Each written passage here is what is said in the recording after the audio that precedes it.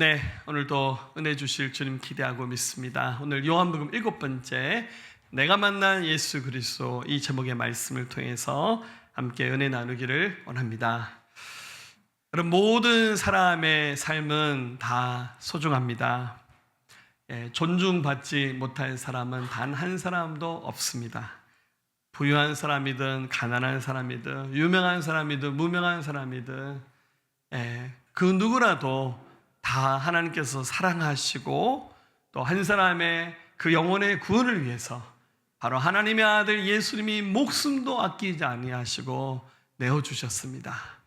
자, 한 사람 한 사람이 예수님 만난 그 이야기들을 우리 교회에서는 흔히 간증이라 그럽니다. 그래서 간증을 이렇게 좀 조목조목 잘 정리해서 들어보면 그 사람이 어떻게 예수님 만났고 복음 앞에서 어떻게 반응했는가를 살펴볼 수 있습니다. 그래서 간증하실 때 없는 얘기 창작해서 할 필요는 없고요. 다른 사람의 간증 이야기를 살피면서 자신의 구원의 그 과정을 살피고 더 확신을 갖는 그런 계기가 되기를 우리 주님의 이름으로 부탁드립니다. 자, 오늘 이 말씀의 주인공 이름이 소개되지 않은 사람입니다. 살았던 지역이 사마리아라는 곳인데, 그래서 오늘 성경은 굳이 이름을 밝히지 않고 사마리아 여인 이렇게 쓰고 있습니다. 오늘 이 사마리아 여인이 만났던 예수님, 그리고 여러분이 경험했던 그 예수님 이야기를 함께 오늘 살피면서 오늘 다시 한번 우리 모두가 주님을 더 뜨겁게 만나는 축복이 있었으면 좋겠습니다. 자, 여러분들, 모든 만남에는 절대 우연이 아니라 그 만남 속에는 우리 하나님의 계획하심, 하나님의 섭리라고 말하죠. 하나님의 섭리가 그 만남 속에 담겨져 있어요. 그래서 여러분, 누구를 만나냐는 굉장히 중요한 일입니다. 우리 인도 이번에 단기 선교팀도 선교 일정 가운데 1박 2일 정도 좀 조를 나눠서 필수 우리 현금만 좀 지참하고 우리 숙소도 정하지 않고 딱 지역만 정해서 어느 지역에 나가서 전도하고 좀 민가에서 혹시 재워주면 감사하잖아요. 그렇게 해서 전도한 일정을 한번 짜봤습니다. 저도 예전에 단기 선교 가서 그렇게 해봤는데요, 굉장한 긴장감이 있습니다. 그리고 누구를 만날지 전혀 예측할 수 없거든요. 그런데 그 만남이 어쩌면 별거 아닌 것 같아요.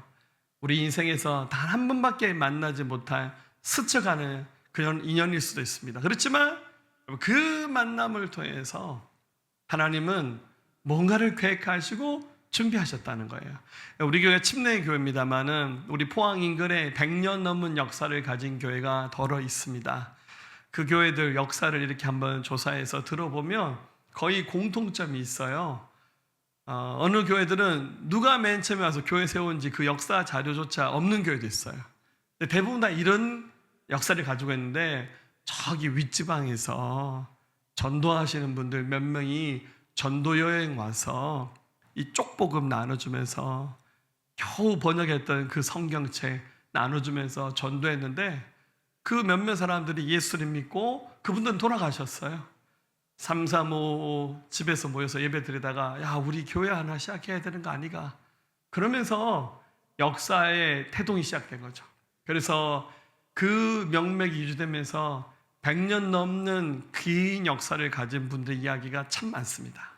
자, 오늘 예수님께서도 어떤 한 사람을 만나기 위해서 한 지역을 찾아가시는데 그 지역이 바로 사마리아입니다.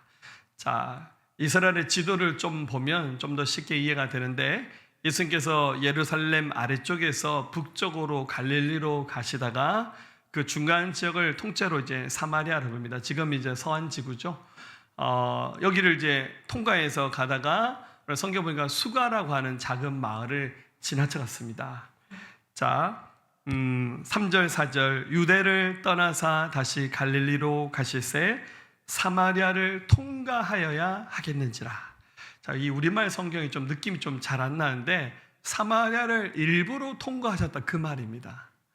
여러분, 지도를 좀 다시 보면 이 지도에 이렇게 보면 이스라엘이 이렇게 일조각이 생겼잖아요.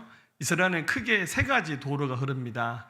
해안가에 있는 해안 도로가 있습니다. 비아마리스라는 도로가 있고, 가운데 흐르는 도로가 족장로고, 그리고 이렇게 우측으로 동쪽으로 흐르는 도로가 왕의 대로를 하는 킹스 하이웨이 길이, 이렇게 세 가지 길이 흐르는데, 유대인들은 이 세 가지 길 중에 선택해서 이제 북쪽으로 올라가죠. 그런데 관습적으로 사마리아는 통과하지 않고 일부러 조금 돌아서 북쪽으로 올라갑니다. 왜 그런지 아세요? 사마리아 사람들을 제가 좀 이렇게 표현할게요. 재수없다 생각합니다. 사마리아 사람들을 너무너무 싫어합니다. 저도 이제 이스라엘 성지순례를 2번 갔는데요. 2번 다 오늘 이 성경에 나오는 사마리아 지역 깊이 못 들어가 봤어요. 여행 그 일정을 짤 때 사마리아로 깊이 들어가 일정 짜기가 좀 힘들고, 가이드들도 웬만하면 좀 안 들어가려고 합니다. 그래서 이 성경에 나오는 지명을 현대 지명으로 해서 찾아보면 아마 나블루스라고 불려지는 도시일 가능성이 좀 큽니다. 굉장히 큰 도시인데요.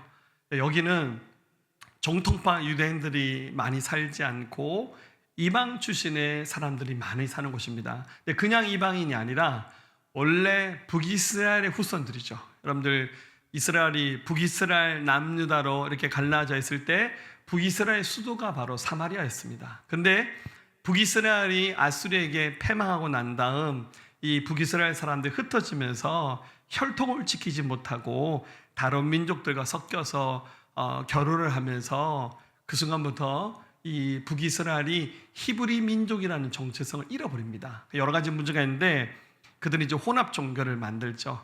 하나님을 섬기는 유대교의 그 유일신 사상에서 벗어나서 많은 이방의 종교를 이렇게 받아들였고, 또 하나는 굉장히 죄악과 부도덕한 삶을 살았는데 회개할 줄 모르고 이 세상의 죄를 그냥 그대로 받아들였어요. 그래서 이 사마리아 땅 자체가 종교적인 경계이고 갈등 유발 지역입니다. 지금도 유대인들은 이 사마리아 지방을 잘 안 들어갑니다. 그래서 이스라엘 곳곳에 장벽이 많이 있습니다. 여러분들, 실제로 예루살렘도 지금은 팔레스타인 자치 지역으로 되어 있기 때문에 베들레헴, 죄송합니다. 그래서 예루살렘에서 베들레헴으로 갈 때도 굉장히 높은 그 장벽, 그 바리케이트를 통과해서 같은 나라인데 거의 다른 나라처럼 분리되어 있는 굉장히 특이한 그런 좀 구조를 이스라엘이 갖고 있습니다. 이 성경 시대는 더 했습니다. 그래서 유대인 랍비들이 하나님 앞에 매일 3가지 감사 기도를 드렸는데, 첫 번째가 뭐냐면 하나님, 저를 이방인으로 태어나지 않게 하신 것을 감사합니다. 두 번째, 저를 종으로 태어나지 않게 하신 것을 감사하며, 세 번째, 저를 여자로 태어나지 않게 하신 것을 감사합니다. 할렐루야. 여자분들 상처받지 마시고, 제가 한다는 게 아니고 유대인 랍비들이 이렇게 기도를 한대요. 그만큼 이방 사람들 싫어했습니다. 그런데 오늘 예수님이 굳이 일부러 사마리아 땅으로 들어가셨어요. 이유는 뭡니까? 만나야 될 사람이 있기 때문입니다. 미리 제자들에게, 얘들아, 사마리아 가면 거기 살고 있는 한 여인인데 내가 그 사람 만날 거야, 미리 준비해, 이렇게 미리 예고하지 않으시고 주님은 이미 마음속에 계획하고 준비하시면서 그녀를 전도하기 위해서 사마리아 수가성으로 들어가신 겁니다. 여러분, 우리가 어떻게 예수님 믿었을까요? 여기 지금 굉장히 어릴 때부터 예수님 믿으신 분도 있고 또 중년의 나이에 와서 예수 믿게 되신 분도 계실 겁니다. 사실 우리 이렇게 머리 잘 돌아가고 계산 잘하는 이성으로 생각하면 우리 예수님 안 믿었을지도 몰라요. 근데 희한하게 나에게 복음을 전해주는 그 누군가의 손길이 다가왔을 때 마음의 문이 활짝 열려져서 복음을 받아들였어요. 믿어졌어요. 그리고 그분을 보내신 거, 여러분에게 전도자 누군가를 보내주셨잖아요. 아무개 집사님일 수도 있고 권사님일 수도 있고 어느 목사님일 수도 있어요. 그리고 또 하필이면 우리 동네 교회가 생겼네. 정말 이건 헤아릴 수 없는 하나님의 은혜잖아요. 예전에 제 나공교회 주신 어느 그 자매가 이제 목회자 사모님 되셔서 이제 목회하시는데 또 남편 목사님이 또 하필 제 친구 목사님이거든요. 저기 충청도 시골에서 목회해요. 네, 진짜 교인들이 얼마 없어요. 애들 몇 명 있고 동네 노인들 몇 명만 있어요. 때마침 어느 이제 제가 아는 분이 교회 후임자를 구하는데 좀 꽤 큰 교회인데 후임자 목사님을 구하는데 저한테 전화가 와서 제가 추천한 목사님 꼭 모실 테니까 한번 추천해 달라고. 제가 기도하다가 그 목사님 최 목사님인데 최 목사님 이쪽 교회 가면 하나님께서 많은 은혜 주실 것 같아요. 근데 교회가 너무 작으니까 목사님 거의 뭐 하루에 알바를 2개서 하세요. 뭐 밤에는 택배하시고 새벽에 택배하시고 낮에는 건설 현장에 가서 일하시고 이제 페이스북에 그 소식을 계속 올리는데 얼마 전에 비 많이 왔잖아요. 교회 침수돼서 교회가 잠겼더라고요. 제가 뉴스를 보면서 마음이 좀 불편하더라고요. 그래서 동네 사람도 몇 명 없는데 인간적인 제 생각입니다. 그냥 목회 때려쳐버리고 그냥 일하는 거 시원하게 더 일해버리고 그러면 되지 않나? 저 굉장히 저희 인간적인 생각입니다. 그런데도 그 자리를 지키는 걸 보면서 참 존경스러운 마음이 들었습니다. 왜냐하면 작은 교회고 사람 얼마 되지 않지만 그 만남 속에는 미처 우리가 알지 못하는 하나님의 크고 높고 위대하신 섭리가 있기 때문입니다. 우리가 예수님 믿어서 믿음을 얻게 된 것은 그것은 전적인 하나님의 은혜입니다. 믿음은 하나님의 선물입니다. 그런데 사실은 내가 알지 못하는 사이 하나님께서 계획하시고 준비하시고 그 누군가의 마음을 감동해서 너 어디 살고 있는 아무개 찾아가서 복음 전해라.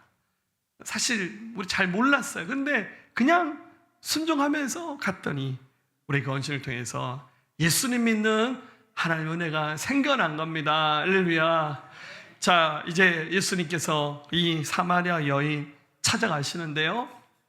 예수님은 어떤 분이시냐면 우리의 그 갈급함을 해결하시기 위해서 영원히 목마르지 않는 생명의 생수로 찾아오신 분이 바로 우리 예수님이십니다.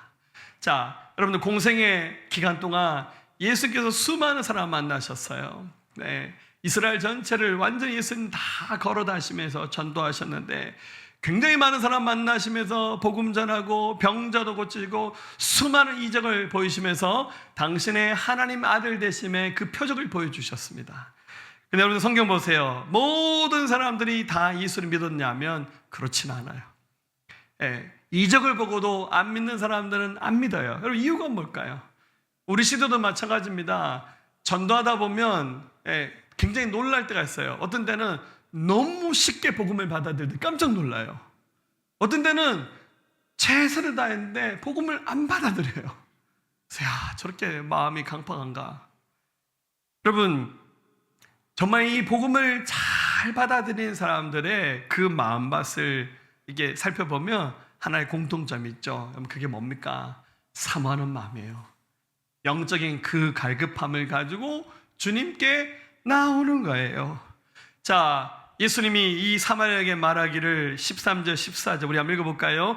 예수께서 대답하여 이르시되 이 물을 마시는 자마다 다시 목마르려니와 내가 주는 물을 마시는 자는 영원히 목마르지 아니하리니 내가 주는 물은 그 속에서 영생하도록 솟아나는 샘물이 되리라. 아멘.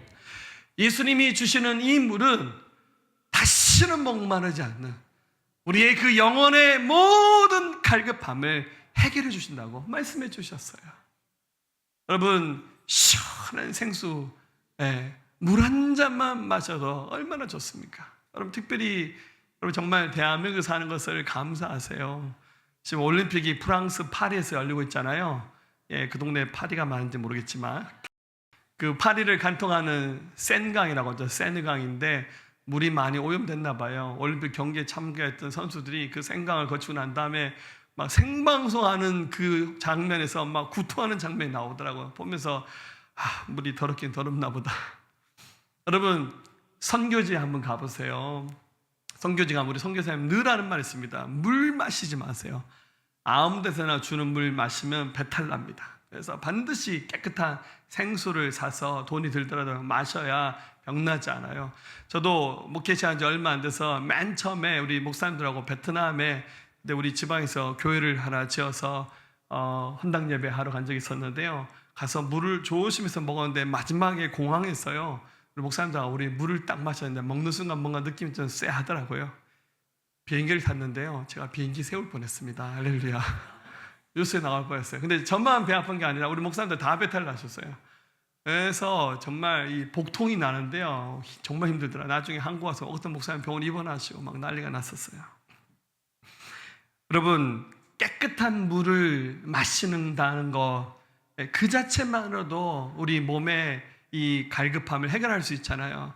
여러분, 창세기 1장 2절을 보면 하나님이 세상을 만들 때 사용하신 원재료가 뭐냐면 그것은 사실은 물입니다. 또 하나는 흙입니다. 그래서 사람의 몸을 이루고 있는 대부분 물이잖아요. 우리 성인은 60%, 우리 아이들은 70% 이상, 태아들은 97%가 물로 구성되어 있대요. 여러분들, 물만 잘 마셔도 우리 병을 고칠 수 있답니다. 자, 제가 물 장사하는 사람 같네요. 좋은 물 드시기를 축복합니다. 할렐루야. 우리 교회 정수기 물 좋습니다. 할렐루야.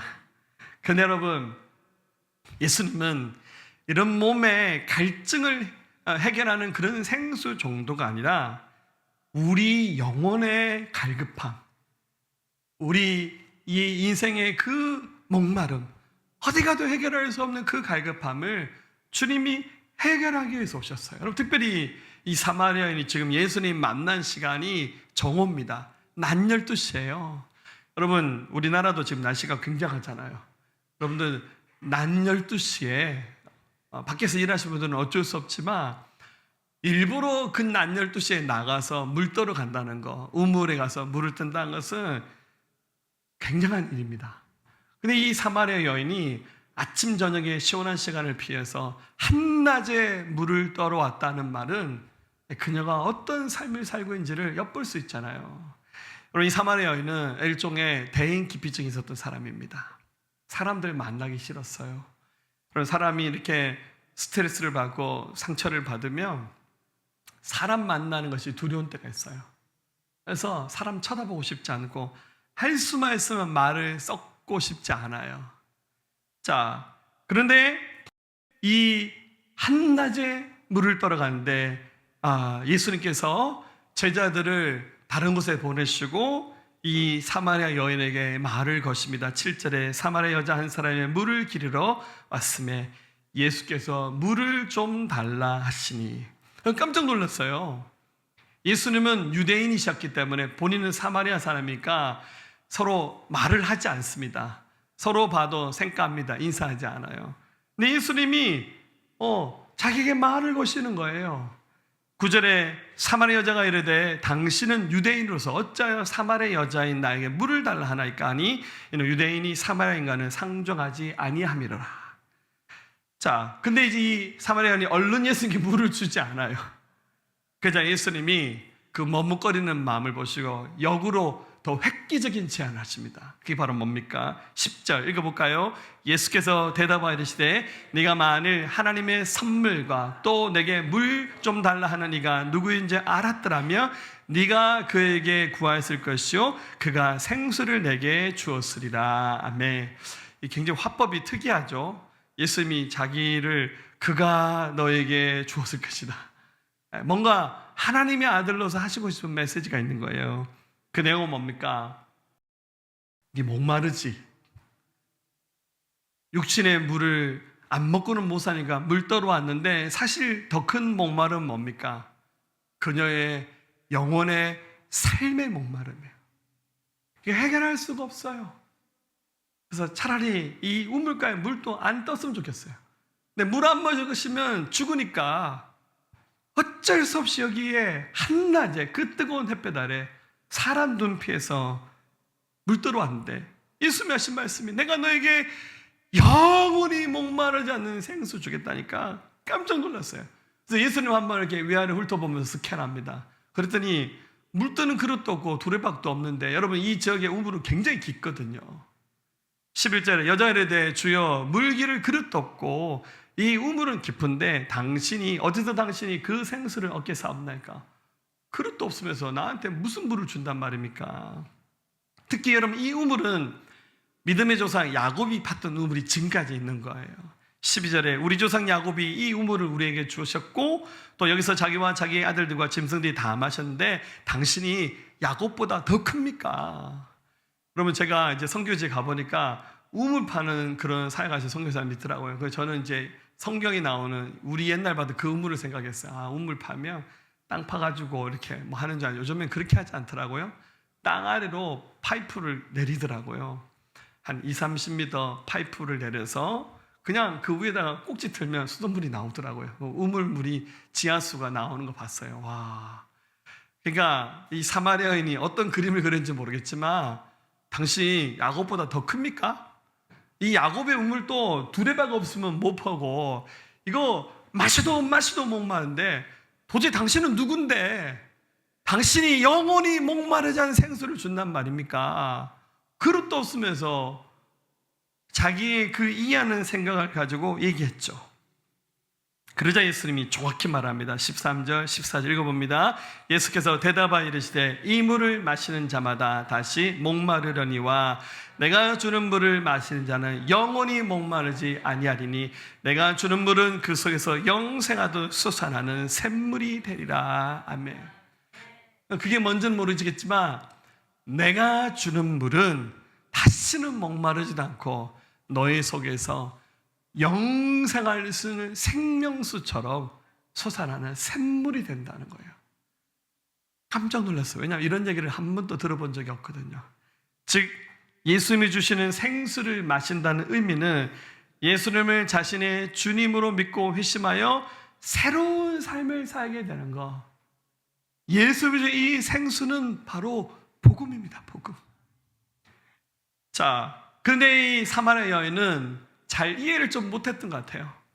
분명히 육은 목말라서 물도로 오기는 왔는데 이 영적인 갈급함을 가지고 주님을 알아보면서 쏟아놔야 되는데 안 되는 거예요.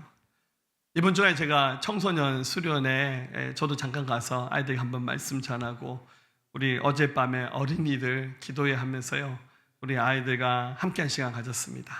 너무너무 감사하게 우리 청소년들, 우리 교회학교 아이들이 은혜 많이 받았는 것 같아요. 할렐루야.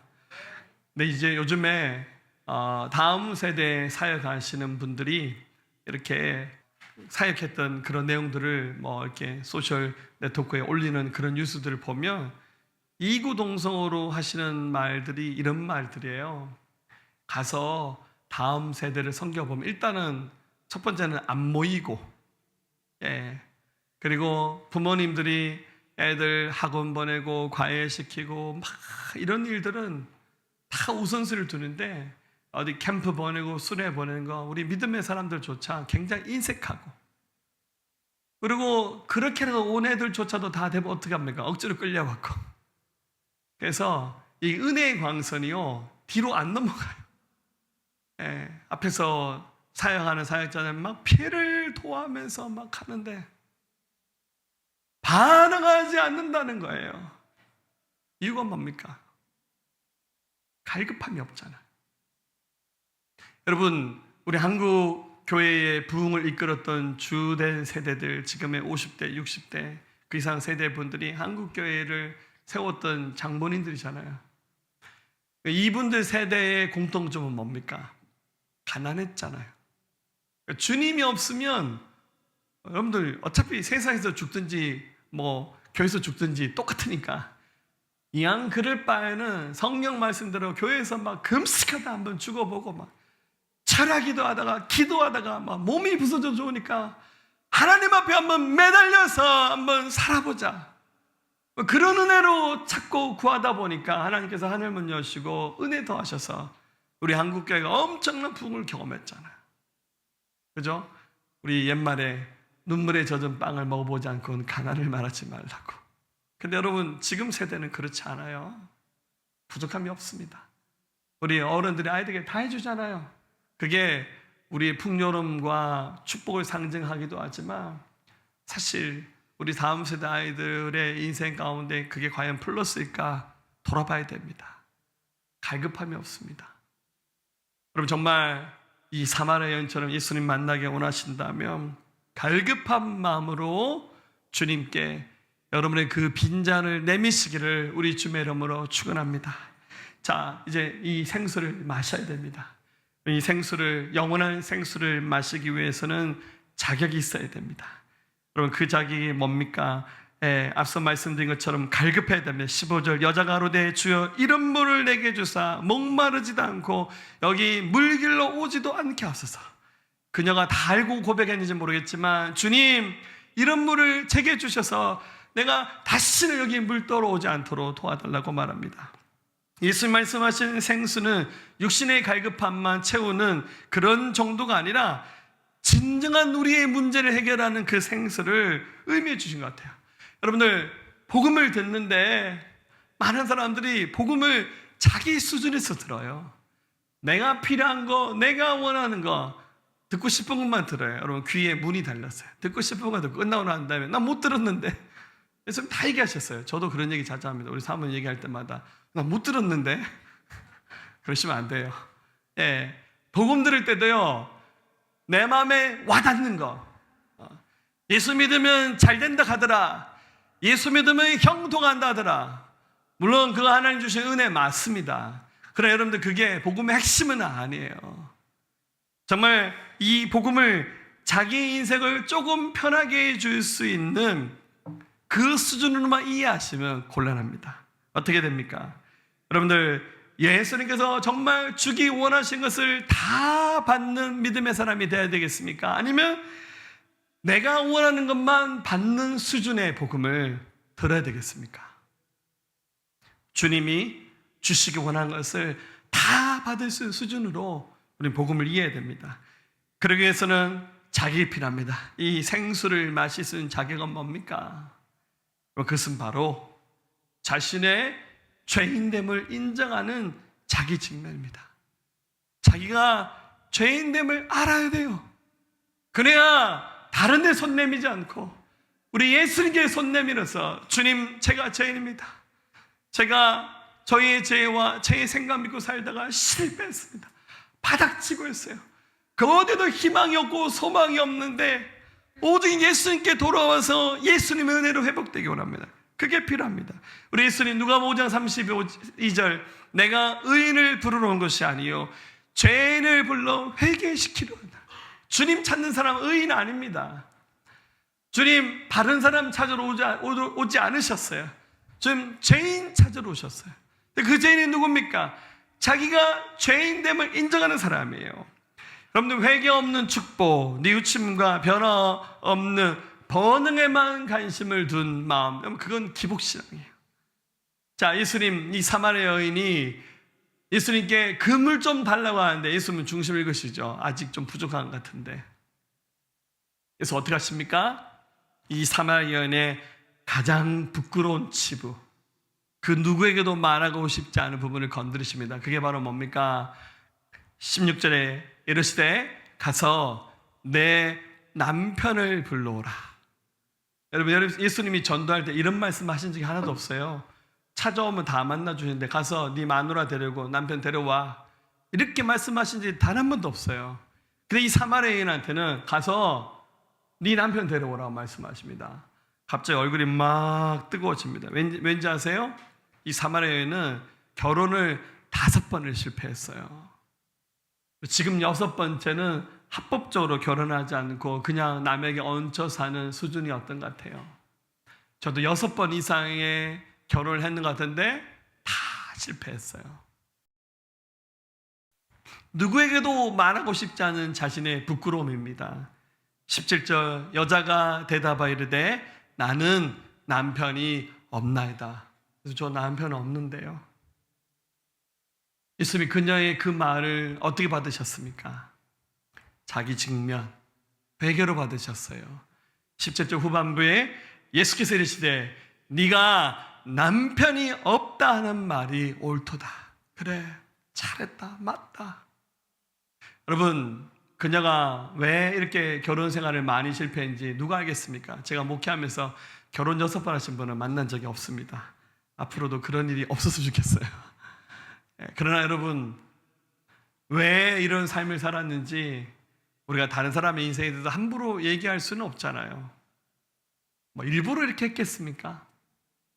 너무 많은 실패와 좌절을 경험했겠죠. 중요한 것은 뭡니까? 자기 인정이에요. 18절, 너에게 남편 5이 있었고 지금 있는 자도 내 남편이 아니니 네 말이 참되도다. 그래, 잘했다. 무슨 말이 뭡니까? 괜찮다.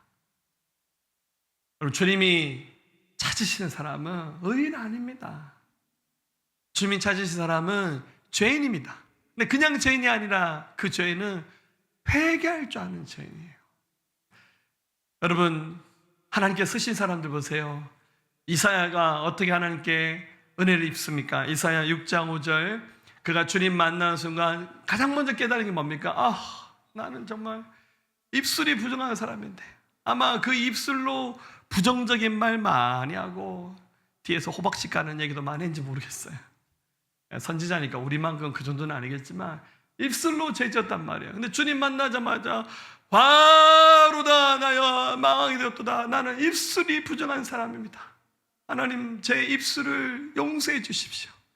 그런데 주님이 그를 내버리지 않고요, 천사시켜서 활활 타는 숯불을 화젓가루 찝어서 천사가 날아와서 이사야 입에 대니까 그 입술이 정결하게 되어서, 그러난 다음 하나님이 이사야를 사용하셨습니다. 베드로를 예수님 만나 주셨습니다. 그의 배에 올라서 그물이 찢을 만큼 고기를 많이 잡고 난 다음 베드로가 주님께 엎드려서 고백하기를, 누가복음 5장 8절, 시몬 베드로가 이를 보고 예수의 무릎 아래 엎드려 이르되 주여 나를 떠나소서 나는 죄인이로소이다. 예수님, 저 괜찮게 살았죠?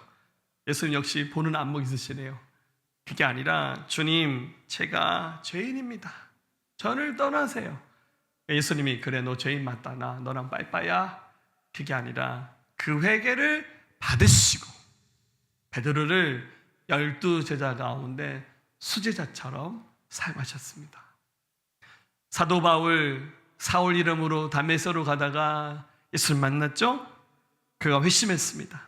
한참 후에 했던 고백이지만 디모데전서 1장 5절에 한참 후의 고백입니다.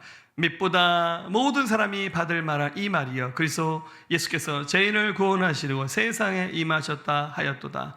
죄인 중에 내가 개수니라. 그래서 예수님 처음 믿을 때 했던 고백이 한참 후에도 바울은 하나님 앞에, 물론 여러분들 법적으로, 신분적으로, 신학적으로 하나님께서 그를 의인으로 바꿔주셨어요. 그러나 그의 중심은, 하나님, 제가 죄인 중에 개수입니다. 이미 용서해 주셨지만 하나님 앞에 나는 자격 없는 죄인 중에 개수입니다. 이 고백이 평생 떠나지 않았다는 거예요.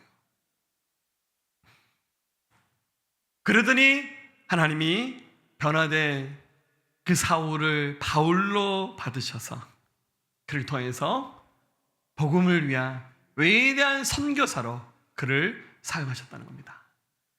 사랑하는 여러분, 여러분들은 어떤 간증 가지고 있습니까? 그럼 어떻게 예수님 만나셨습니까? 이 사마리아 여인은 예수님께서 미리 준비하시고 계획하신 섭리, 본인은 몰랐어요. 오늘 예수님 만났는지도 몰랐어요. 평상시 하던 대로 정오에 물 떠다가 우물가에 갔다가 주님 만났죠. 원래 전도라는 것이, 회심이라는 것이 그렇게 이루어지는 거예요. 몰랐어요. 근데 아무개 집사가 누가 새생명교회 한번 가보자, 포항에서 제일 좋다, 할렐루야. 그러니까 누군가가 여러분들을 이끌어서 인도할 때 마지못해서 왔던 걸음이었지만, 복음 들으면서 좀 부끄럽지만 나의 수치를 보면서, 지금까지 종교인으로 살았고 나의 의와 나의 생각을 따라 살았는데 복음 들으면서 주를 만난 거예요. 우리가 아직도 주님과의 진짜 만남을 갖지 못하고 교회 안에 머물고 계신 분들 계시다면 우리 예수님과의 진지한 만남을 가져보셔야 됩니다. 좀 소란스럽고 산만한 이 모든 생각들을 다 낮추고 준비되지 못한 분주한 마음들을 내려놓고 주님이 주시는 그 영생하는 생수, 복음입니다. 예수께서 피입니다. 그러면 그 예수님의 살과 피를 먹고 마셔야 돼요. 부끄럽지만 복음 듣는 순간 나 괜찮게 살았네. 역시 이게 아니라 내가 죄인 중에 개수군요. 지금 나의 죄 때문에 십자가에서 돌아가셨네요. 그 복음을 받아들이면서 거듭난 하나님의 사람이 되어서 오늘 사마리아 여인이 만났던 예수님의 그 간증이 곧 우리의 간증이 되어서 우리 주님 더 뜨겁게 만나는 주인공들 되시기를 우리 주의 이름으로 부탁드립니다. 마지막 말씀입니다. 요한일서 1장 9절 만일 우리가 우리 죄를 자백하면 그는 미쁘시고 의로사 우리 죄를 사하시며 우리를 모든 불의에서 깨끗하게 하실 것이요 요한복음 1장 12절 영접하는 자 곧 그 이름을 믿는 자들에게는 하나님의 자녀가 되는 권세를 주셨으니 바로 이 주인공들 되시기를 우리 주의 이름으로 축원합니다.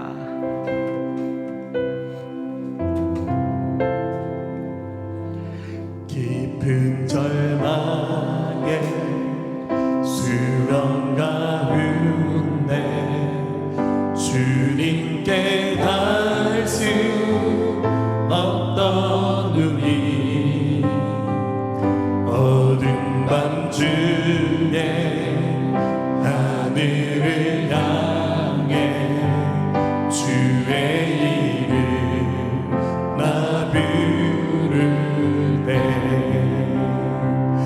어둠을 뚫고 오신 주 사랑 나의 절망 거두셨네 주님의 공로 다 이루셨네 주 예수 나의 산소만 그 누가 주의 자비하라 그 누가 주의 자비하라 한없는 은혜 증명할까 영광을 떠나 이 땅에 오신 제가 되신 구주 예수 주의 십자가 내게 말하네 영원히 나 용납했네 아름다우시마 나는 주의 것 그리스도 나의 산소 할렐루야 주를 찬양하라 할렐루야 주를 찬양하여라 할렐루야 자유케 하셨도다 죄의 저주 기르신 주께 구원했도다 주 예수 나의 산소만 할렐루야 주를 찬양하여라 할렐루야 자유케 하셨도다 죄의 저주 기르신 주께 구원했도다 주 예수 나의 산소만 우리 손을 들고 고백할까요? 언약된 아침 장사된 몸에 부활의 복이 시작됐네 유다의 사자 위험찬 선포 사방이 무너졌도다 이제 사망은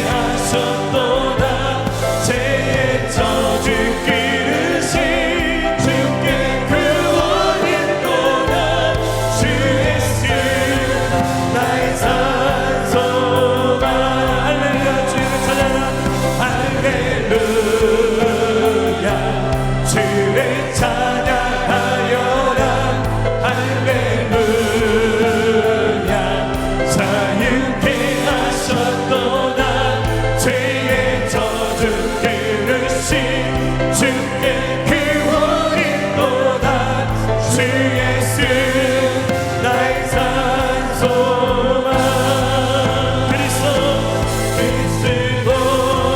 나의 산소만